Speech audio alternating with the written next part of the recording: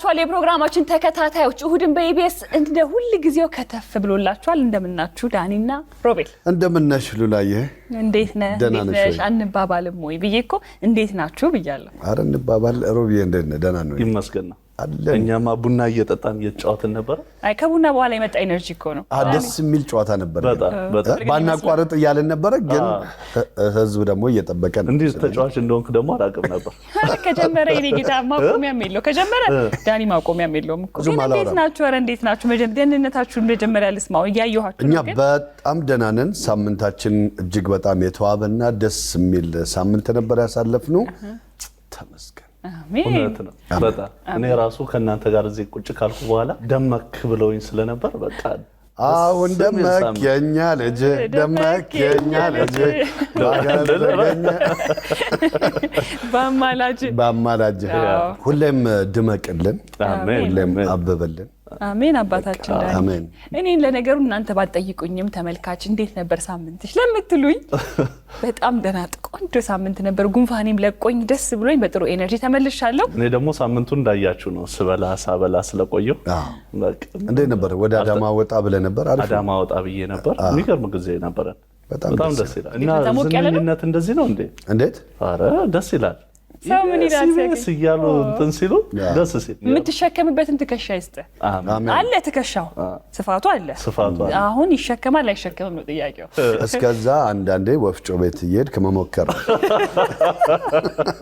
የእውነት ግን እንትን ዘመኑን እያያያስክልኝ ነው ወፍጮ ቤት ስትለኝ አሁን የዘመኑ የስኳት የምናምን ጊዜ ነውና ወፍጮ ቤት ምን ወሰደን እያልኩ ነበር ሮቢዬ እንደው ተከባብረን ጊዜ ተከባብረን ወጣ ተደረብክ ወደዚህ አቡነ የጠጣው ከኔ ጋር ነው አይደል ከሷ ጋር ነበር ምንድነው ተባበራችሁ እኔ በደንብ ዲጂታል ሚዛን ላይ ያስመዝነው ይሄን ነገር ስለው ታያል እኔ ማቋለስ ሲይዘው ቋቋለ ብሎ ለዚህ እኮ ነው ግራና ቀኝ እጁ እኩል ያልመጣው አንዲት የሆነች ቃም ሳነሳ እንደዚህ መዝኜ ነው ማስቀምጣት 2 ኪሎ ናት 3 ኪሎ እሺ ያው ቀልና ቁም ነገሩ እንዳለ ሆኖ ወደ ቁም ነገሩ ደግሞ ስንመለስ ዳንዬ ዛሬ አንተ ሐሳብ ልናነሳ ነው አይደል ያው ምንድነው ለግባችን ስንታመን እንቅፋቶቹ አይታዩንም ማለት ያሰብንበት ግብ ላይ ለመድረስ በመንጓዝበት ርቀት ውስጥ ብዙ አይነት መሰናክሎች በህይወታችን ይከሰታሉና እኛ ግን ያንን ነገር ሳይታወቀን መሰናክሎቻችንን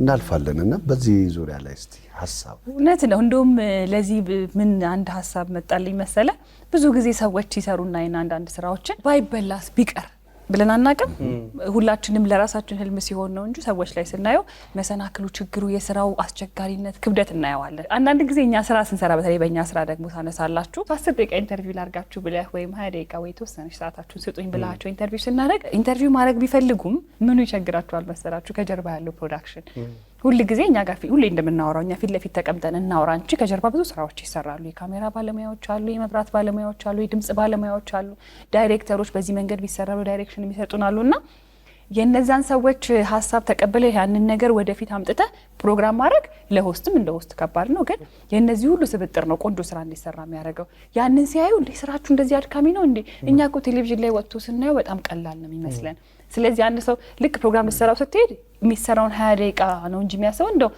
ቢወጣ ቢወርድ 10 ደቂቃ ብቻ 30 ደቂቃ ብሎ ያስበዋል እንጂ ከባ ያለውን ሐሰል የሚለፉትን ነገሮች ስለማይረዳው ባይበላስ ቢቀር ይሉናል ከዛ ደግሞ እኛ ደግሞ የሌሎች ሰዎችን ስራ ስናይ ደግሞ እኔ አሁን ለምሳሌ ኮንስትራክሽን ላይ ብትወስደኝ ኮንስትራክሽን የሚሰራ ሰው ጋር ሄጄ ስላቡ እንደዚህ ተሞልቶ አሁን እንደዚህ ደረጃ ደርሻለሁ ብረት ምናምን ቁጥር 8 ቁጥር ተጠቀምኩ ምናምን ሲሉኝ የሆነ ሰዓት ላይ ዞን አውት አደርጋለሁ ለምን እሱ መጨረሻውን ስለሚያውቀው አቧራ አይታየውም ድካሙ አይታየውም እዛ ጋር ቆሞ መጮሁ አንዳንድ ሰው እንደውም ሳይበላ ምንም ነገር ትዝሳይሉ ያንን ነገር ቆሞ ሲያሰራታ ያለ ያ ሰውዬ ግቡን ያውቀዋል የዛን ህንጻ መጨረሻውን ያውቀዋል ያ ነገር ህልሙ ነው ማለት ነው ስለዚህ ሁላችንም ለህልማችን ስንገዛ ይሄ ችግሮቹን ወይ ኦብስታክሎቹን አይደለም እናያቸው መዳረሻውን ነውና ያንን ነገር ላይሰማን ላናቀው እንችላለን ትክክል እውነት ነው እኔ ራሱ ኮንስትራክሽን ሲቲ ፐርሰናል ኤክስፒሪየንስ አለኝ የሆነ ሰዓት ምሰራቸው ስራዎች ሲበላሹ አንድ ወዳጄ በቃ ላይሰንስ ካለ እስቲ ኮንስትራክሽን ስራዎች ልስጥህና እነሱን ስራለ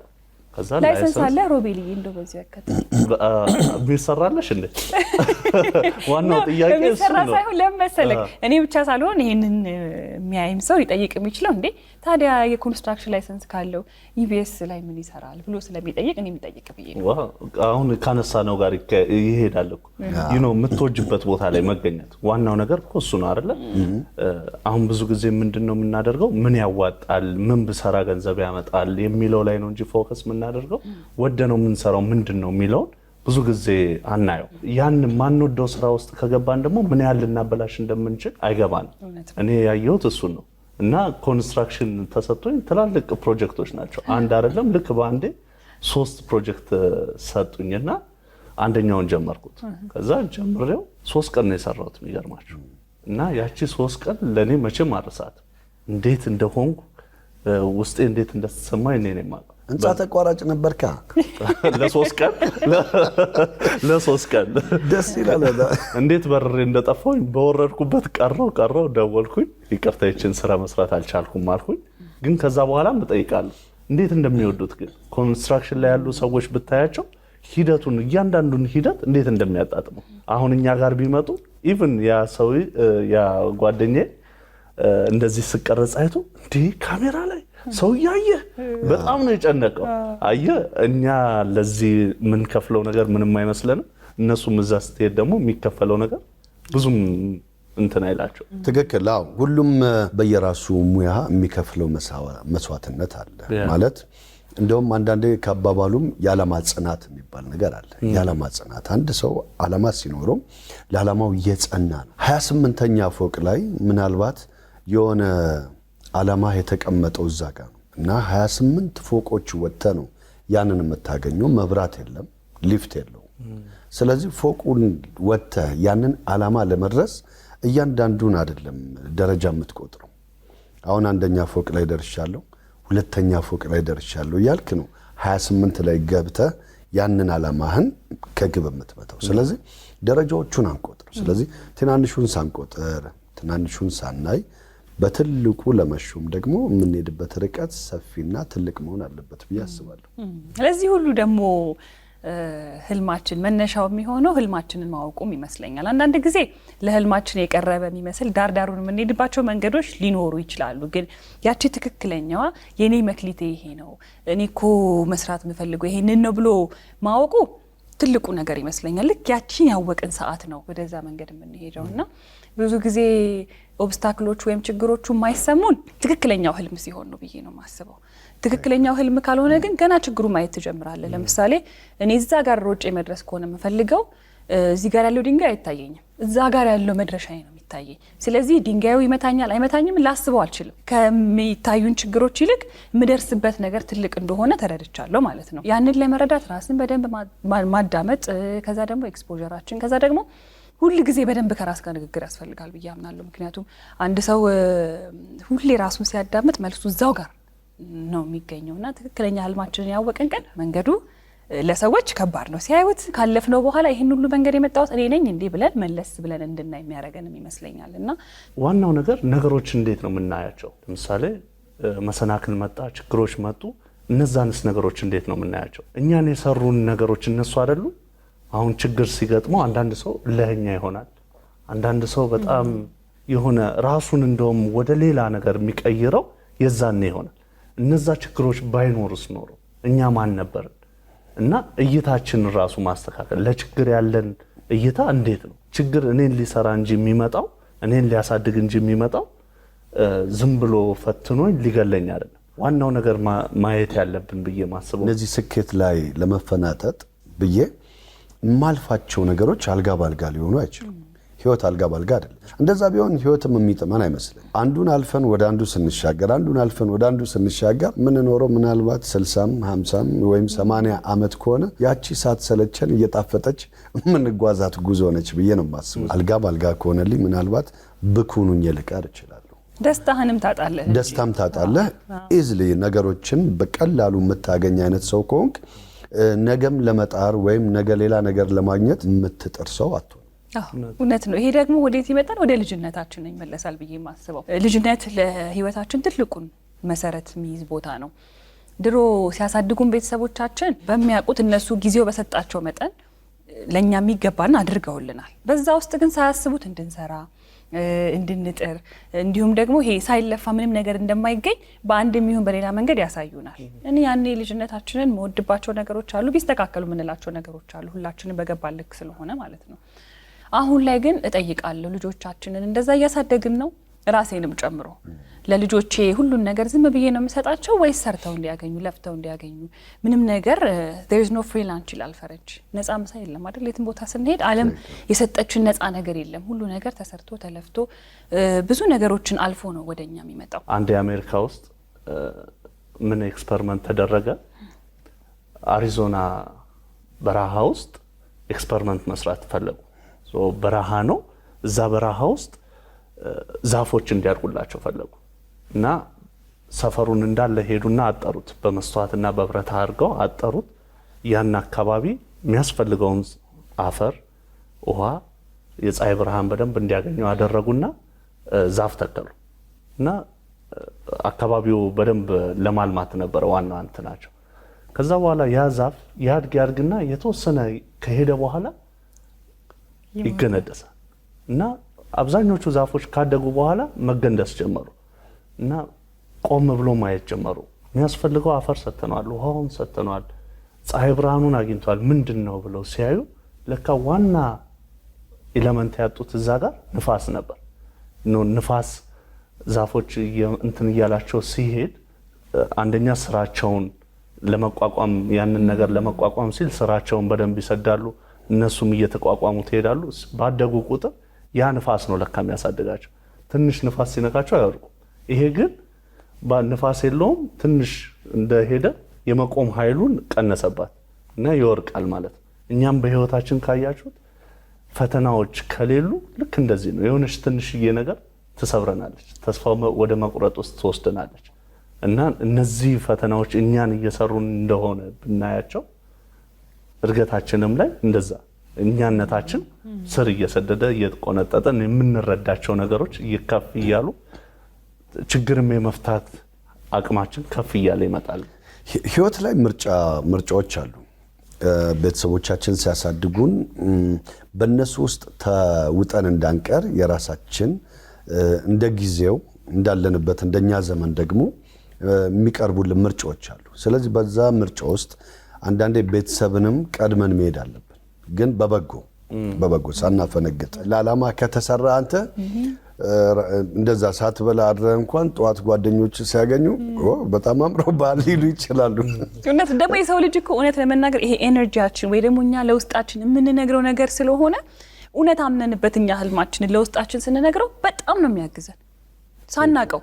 ይሄ ጭንቀቱ አይቻልም ወድቃለሁ ልወድቅ ነው ወይኔ ጉድ የሚለው ነገር ይጠፋና ይሄ የሆነ ሰው መሆን ትጀምራለህ። ቀና ማለት ትጀምራለህ። የምታረጋቸው ነገሮች በሙሉ መሬት የረገጡ ይሆናሉ። ውሳኔዎች ምንም ወደ ኋላ የሌላቸው ይሆናሉ። ግን ለዛች እንግዲህ መጀመሪያ ላይ እንዳለው መነሻዋ የምትሆነው ግን ህልማችንን በአግባቡ ማወቁ ሰው ስላደረገ አይደለም።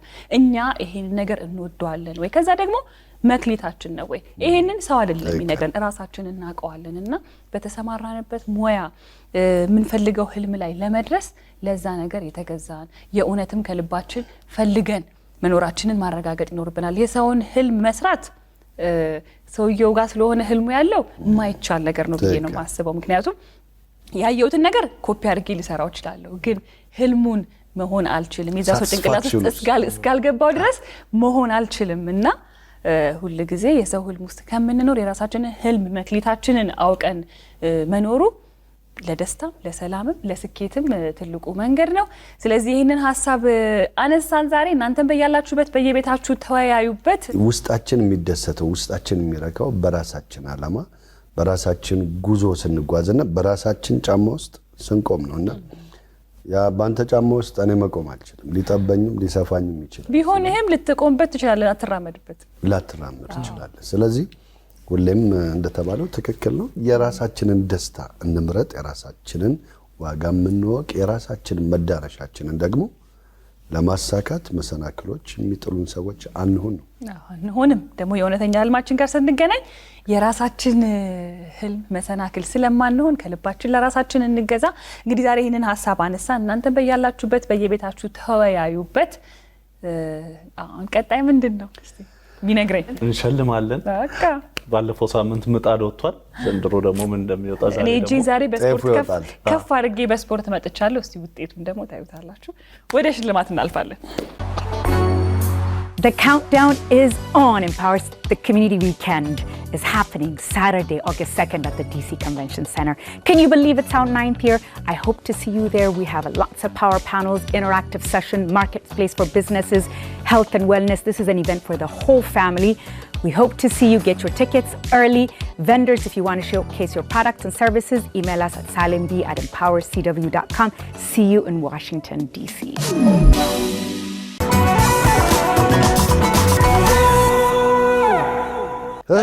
እንግዲህ እናፈንዳ። ሮቢ አንድ 2 እኔ እኮ ላስደነግጣችሁ ነበር። 3 ሳንቆጥር እኔ ደንግጫለሁ ራሱ። ደንግጣል። በቃ እሱ ነው የተፈለገው። እንግዳ አይነሽ የኔ እንግዳ በበሩ ገብተሽ አረፍ በይ ጓዳ የኔ እንግዳ ገና ከበሩ ላይ ባባባም ባባባ የኔ እንግዳ ስጀመር ጨዋታ የሺ የሺ የሺ የሺ ሐረጊቱ የክቲቱ ስንቱን ስንቱን ስንቱን ስንቱን ደጀ ልጥና ለማለድ ይዤሽ እስክነጉድ የሺ ሐረጊቱ የክቲቱ ፎቶ ፖዝ ላይ ናት። አላያትም። አንተ ትቀጥላለህ ብዬ እኮ እኔ በሁለት ሰዎች የታጀበ ሙዚቃ አድርጌው እኮ ነው። ምን ነው ሮቢ ብታግዘኝ ምን አለ? እንደው ስሜታዊ አድርገኝ ነው እንጂ ወጣው ራሱ ዘፍኜ ራሱ ራሴን አይቼው አላውቅም። ጥሩ ዘፋኝ ነው ማለት ነው። ስሜታዊ አደረገኝ መሰጥኩ በጣም አለ ጉሮሮ ዘፋኞች እንዳሰሙ እንደዚህ ከቀጠልክ ባይዘይ ዳኒ ሙገሳ በጣም ስለሚወድ አያቆምም። ስቀጥላ ጨርሳል። ሮቤሊ እንሸልም አይሻልም? እንሸልም እሺ እንደውል እየጠራ ነው ስልካችን። ወንድ ሴት ሴት ባለፈው ወንድ ስለነበር ነው። አይ ሴት ነው። ሴት አይ ይደግመዋል። ወንድ ይደግማል። ኧረ ሴት ናት። እሺ ሴት ይሁን። ሄሎ ምን ነው እንደው ባቋሜ በጸናው ነው። ሄሎ ጤና ይስጥልን። አብሮ ይስጥልን። ከእሑድም በኢቢኤስ ነው የምንደውለው። እሺ እንዴት ነህ? ማን እንበል? ዳዊት እባላለሁ። ዳዊት ማን? ከየት ነው? ዳዊት ተሰማ ከጎሮ አካባቢ። ወይ ጎሮ አባባሉ እየጠበቀ አይመስልም። እንዴት ነው ጎሮ? ሰላም ነው? ሁሉ ሰላም ነው። ሰላም ነን። እንዴት ናችሁ? ጎሮ ድረስ መተን እስከምናያችሁ ደስ ይለናል። ደህና ነን። ሰላም ነን። የባለፈው ሳምንት መላሽ ሆነ ነበር የደወልነው። አመሰግናለሁ። እሺ እስቲ መልሷን አስታውሰን። መልሷ አብራር ጫማ ሰፊ። በጣም አሪፍ። በትክክል አብራር ከማል ሮቤል ነበር አይደል? አብሮት የነበረው ከቤተሰቦቹ ጋር ዘና ፈታ ሲያደርገው ነበር ሮቤል። ፕሮግራሙ እንዴት አየኸው? ፕሮግራሙ በጣም አሪፍ ነው። በጣም አዲስ የጀመራችሁትም ነው። በጣም ቆንጆ ፕሮግራም ነው። ሮቤልንስ እንዴት አየኸው? ሮቤልም በጣም የሚገርም ሰው ነው አይደለ? ምኑን የገረመ? አመሰግናለሁ። አበላሉን የገረመ? አበላሉ ግሬሱ ራሱ ደስ ይላል። እንግዲህ እንኳን ደስ አለህ ዳዊት። መልሱን ላወጣልህ ነው። 1 2 3 ሄዷል። መልካም ዕድል። አሜን። yes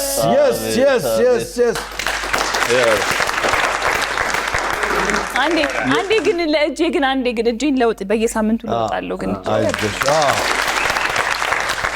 ምን ቢደርስ ጥሩ ነው? እንግዲህ እንዳንተ ግሬስ ያለው ነገር ቢሆን ጥሩ ነው። እንዳንተ ግሬስ ያለው ስትል ምን አይነት ማለትህ ነው? ምን ትጠብቃለህ? ወይ ዋሽንግ ማሽን ይሁን። እሱ ባለፈው ጥቆማ እየሰጠ ነበር። እሱ ለበዓል ጊዜ ዞር ማለት ኢቢኤሶች የት ነው ያላችሁት ብላችሁ ለበዓል ጊዜ መዞር ነው፣ ከተማዋን መዞር ነው ይዛን ጊዜ። አሁን ግን ጎሮ አካባቢ ከዚህ በኋላ ውሃ መሸጥ ትችላለህ። እያሸክ መሸጥ ትችላለህ። እያጣራ የውሃ ማጣሪያ ደርሷል። ምን ይባላል? ግርማ ሞገስ የለውም ታዲያ? አለው። ይሄ ነው በቃ። ተሳትፎን ቀጥል። በጣም እናመሰግናለን ዳዊት። እሺ ዳዊት ከጎሮ መልካም ቀን። መልካም ጊዜ። እሺ ለቀጣይ ተሸላሚ ደግሞ ጥያቄ ለመጠየቅ ሮቤል እንደዚህ ብሎ የጠበቀን ጥያቄያችን የሚሆነው ሉላ ባለፈው ሳምንት ዙረት የት ሄደች? የት ነበር ያስጎበኘችን? የት ነበር ዞር ዞር ብላ ያሳየችን? በቀላሉ የሚመልሱት ይመስለኛል። አገባቧ ራሱ ሲያምር በቃ እውነት ሄዳችሁ ይዩት ግን እናንተም ለማንኛው። ስለዚህ 7696 የምትለው እንዳትረሳ። በዛ የመለሰ ብቻ ነው የሚሸለመው። እዛ ላይ ቴክስት አድርጉ፣ እኛ እንሸልማለን።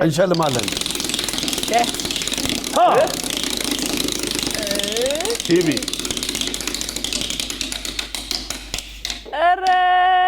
እኔ ግን በቃ አልተሻልኩም። ቲቪ እያልኩ ነበር። የአንድ ወር ኢንተርኔት እሑድን በኢቢኤስ እንደዚህ ሞቅ ደመቅ ብሎ ጀምሯል። የተለያዩ ፕሮግራሞቻችን ወደ እናንተ ሊደርሱ ነው። ዝግጁ ናችሁ? ወደ ፕሮግራሞቻችን